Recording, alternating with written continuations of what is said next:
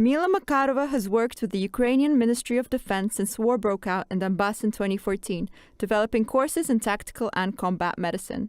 In February, 3 days into the Russian invasion, she fully enlisted, becoming one of thousands of Ukrainian women on the front line.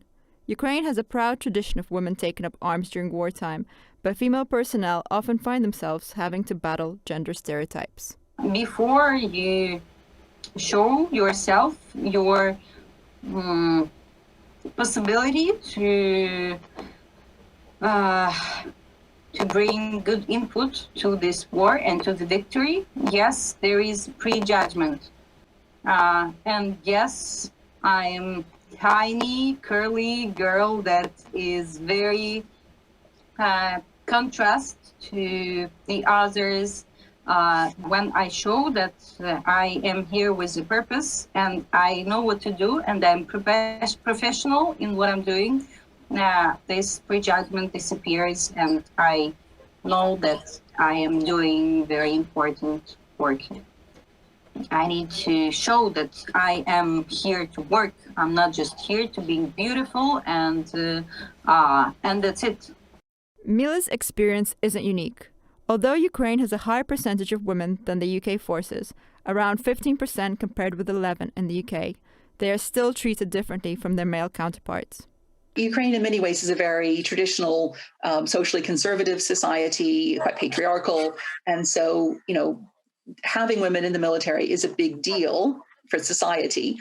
When the war broke out in the Donbass in 2014, there were really only a very small number of women in the Ukrainian armed forces. It was very unusual for a woman to join the military. And for the first few years of the war in the Donbass, the Ukrainian Ministry of Defense was very ambivalent about women serving in combat roles, basically, and initially didn't want to send them at all. Even women who were already part of the Ukrainian military, it didn't want to send them to the front. Eventually, though, they realized that they needed the women's contributions, and so they allowed them to go to the front, but only in other roles. So women were sent to the Donbass region as cooks, or seamstresses, or musicians, or other kinds of roles, which are nothing to do with combat directly, and yet they did in fact pick up weapons. They did in fact contribute to the war. And so it wasn't until 2018, under quite a bit of pressure from civil society organizations, including an organization which campaigns for military women in Ukraine called Invisible Battalion. They put a lot of pressure on the government in Ukraine, and eventually they agreed to change the law. They needed uniform, they needed shoes, they needed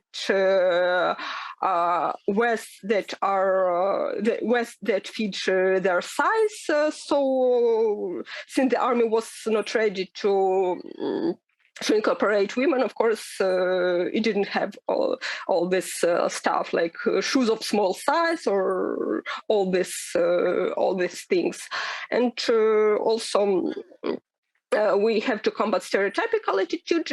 Now it is now in 2022 it is much less, of course, than it was in 2014 or 15, because we have been working on it all of this time.